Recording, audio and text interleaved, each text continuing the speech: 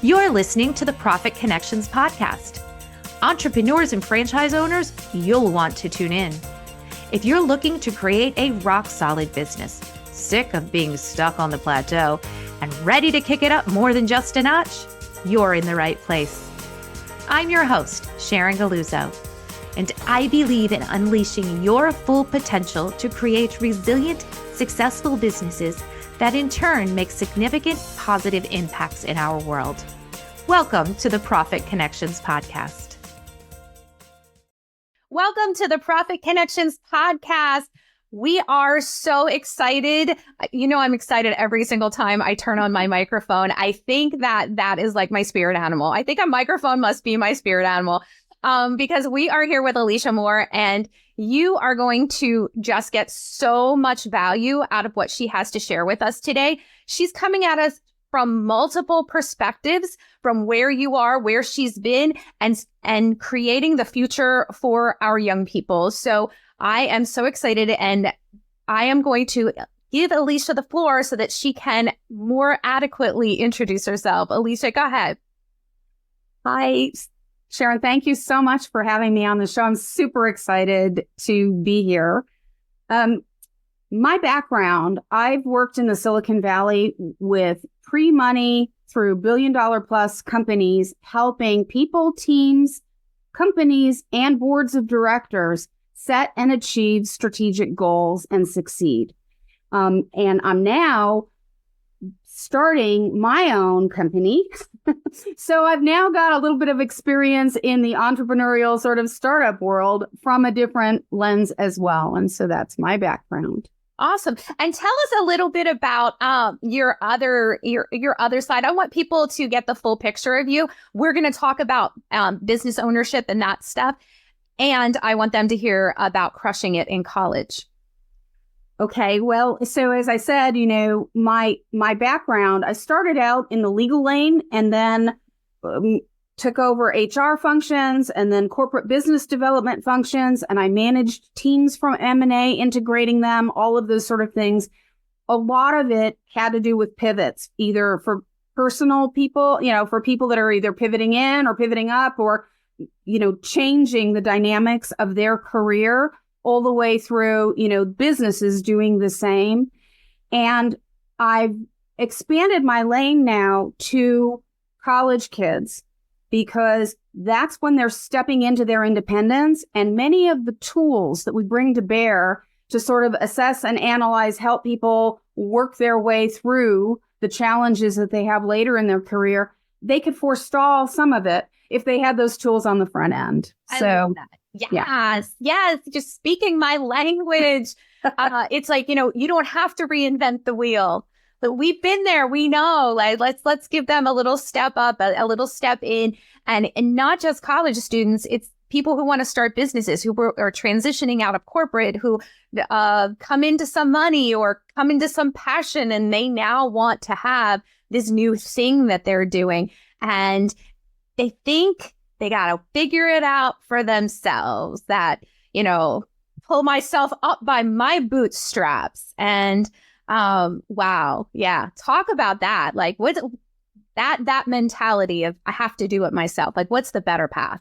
Well, so I don't know of a successful CEO that doesn't have a mentor and or a coach, or maybe more than one coach, to guide them along the way. You would no more, you know, throw a piano at a person and say, okay, you know, do your concerto. You'd have a piano teacher. You wouldn't, you know, you have somebody help you with your golf swing. You have all the way through. And what's really ironic is for people that are young, you know, their parents get them the coaches all the way through, all the way up until they get into college. And then after that, it's a little bit like, you know, whatever, right? And then bigger corporations that have the money to spend and the foresight to realize they need to develop their people, they may get, you know, career coaches for people along the way. But oftentimes individuals don't necessarily think about that when we're adults. We don't necessarily think about, hey, this coach will help me get here faster, see around corners, avoid problems, guide me, support me in a way. Those that have that have such a competitive advantage. They really do. I like that point that you just made, because a lot of people are, when they're running their businesses, oh, I'll just go to every free thing and figure it out. Yeah. And that is a path. And that is a hard path. Yes. And that is wearing all of the hats all the same time and trying to become an expert at every hat at the same time. And it's just not possible. And so having a coach, having I'm about systems, right? You should not be doing it all yourself. When you start out, you might have to, and let's put those systems in place so that eventually you can pass that along to someone else. And I find that it seems to be a thought process that people are, well, I'll just do it a little bit at a time. Or my favorite, did you hear that sarcasm? My favorite, oh, the shiny object syndrome. Oh, well, Alicia's doing this and Sharon's doing that and Mary's doing this and Paul's doing that. And well, I have to do all those things because everybody else is successful with all those things. I worked with a client one time and I said, why do you want to do this thing that he wanted to do? And his answer was, well, because other people are making money at it. I'm like, does it fit your business model? Is this actually where you want to go? And then as we went back and deconstructed it, it wasn't what he wanted at all. It was a shiny object. Well, and that's one of the things that I think actually ties college kids get their first taste of it. When they first step out of the hard walls that were built for them about, okay, these are the courses you have to take and this is what you need. This is the path. And, here's the competitive environment. This is where you go.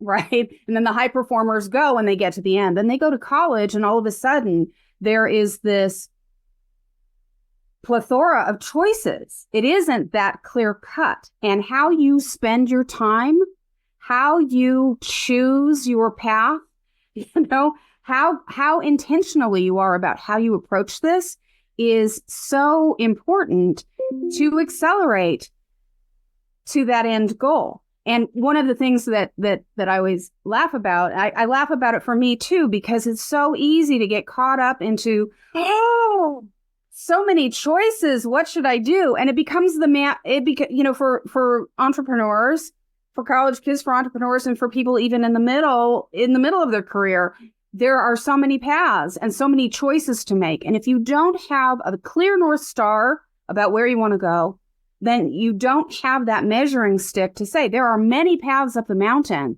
Which one should you choose? And when do you stay the course? And when do you jump on another horse?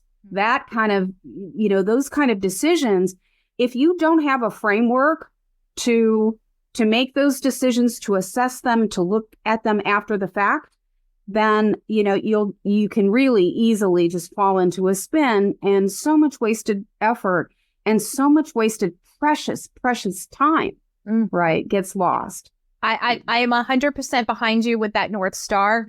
I say, if I told you to come to visit me at my house at the beach, what would be the first piece of information you would need? And that's the address. Like you can get there, you can get close, but finding me exactly. So I am 100% behind that. If you do not know where you're going, how can you possibly get there? Right. Yeah, exactly. Well, and if you don't know where you're going, there are tools that can help you get there. Recognizing that different tools work for different people for different reasons. There are going to be things that you're good at. There are going to be things that you're not so good at. There are going to be things that are easy for you to do and not so much. Let's use time management as an example, right? Everybody knows they have to manage their time, but do you use the Pomodoro effort? Do you use the time blocking thing? Do you do it through journaling? Do you do it through, 12-week year? There are so many tools. And what happens is people, to your point, so many free tools as well. people will go and they'll gather a tool and they'll break their head against it. It doesn't work for them and they'll throw it away. Or and then stop. And then stop. Yes, exactly.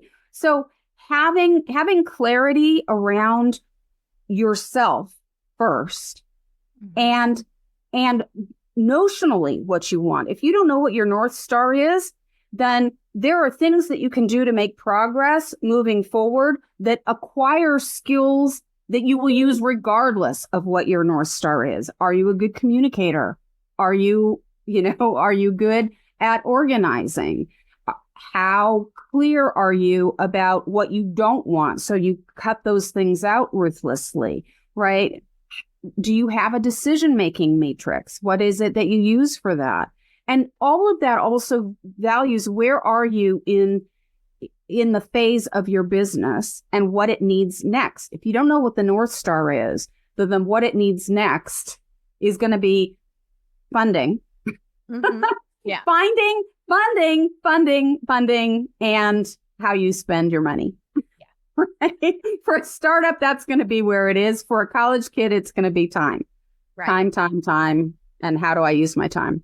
So, yeah. Awesome. Yeah. Well, I am like in lockstep with everything that you said. And I love how you are able to bridge that across. And as with a lot of things we talk about on this podcast, these ideas go across the board. They're not just business ideas. They're not just college student ideas. They're not just employee, transitioning from one place to another. These are universal ideas, and understanding where you are and what you need, and especially what is that thing that you need to get to. My husband and I have always had, I call them next level goals. For some reason, we have just sort of naturally fallen into this next level goal until this stage of our life. And suddenly we've achieved everything that we wanted to, and there's no next level goal. And so he and I have been going back and forth to try to create that. What's that next thing that we want for ourselves? What do we want in the next, year, 5 years, 10 years? And having the conversations to get really clear about that. And this is just our personal lives, has really enabled me to be more purposeful and deliberate about building the business that I'm building, because now I'm like, okay, because his answer was I'm going to retire and work at Home Depot or Lowe's. And I'm like, that's great, but that's not a next level goal, babe. So we've actually had that conversation, and we are working towards what we want the next 10 years to look like. And I find so much comfort in that, because while we might take several different paths to get there, we know where we're going. Yes. And the beautiful thing about this, Sharon, did you find that once you've achieved, your next level goals as they were defined, when you start to look at what the possibilities are for the other thing, there are possibilities everywhere. Mm-hmm. I mean, it's just when we have on the business blinders or the student blinders or this is just how it is because this is how it's been blinders, then all of the opportunities that are around us, we're blind to them. They're there, but we're blind to them. And so part of the work that I do with people is, I sort of have a 4-step process about dream it. You got to dream it. Then you got to see it, because there's a path for getting there. Then you've got to believe it. You got to believe that you can do it. So it's not the doom scroll on Facebook where people are in front of their Maseratis and throwing money everywhere, right? It's not the Insta whatever, celebrity whatever. It's recognizing that you can do, if you're willing to put in the work and plan it, you can achieve pretty much anything that you want to do. So believing that you can do that is a really key component, particularly, by the time you've hit midlife, you're not really sure that you can do it, right? That's where the imposter syndrome and all of this other stuff comes into play. For CEOs, it's, I've never run a company that size. Can I really do it? Will the board keep me on board? What are the skills that I need to up level to get there? Right. So there's the believe it piece. And then there's the take the action, achieve it piece, right? Absolutely, You can't just dream about it. You've got to actually, put some skin, effort, and elbow grease into the game. Anyway, so and that's actually a quote from my training. Nothing changes until you move. You must be in action. So yes, really, really, this has been a wonderful conversation. And Podcaster Club, Alicia has a gift for you, and we will put that in the Podcaster Club community. It is podcaster.club. We'll make sure that her gift is connected there, along with her information and how you can reach out to her. And thank you so much, Alicia, for being here on the Profit Connector podcast, Profit Connections podcast. I'm getting my terms all mixed up. Thank you for being here. We really appreciate it. Some really great nuggets. And I trust that you have taken a lot of this to heart and you're going to move your business to that next level. I thank you for being here, Alicia. Thank you, Sharon. Thank you to your audience as well. Hey, Profit Connectors, that's it for another Profit Connections podcast. If you're ready to make moves and connections that take your business to the next level and get your gifts and resources, head over to the website profitconnectors.club. That's profitconnectors.club and get your goodies right now.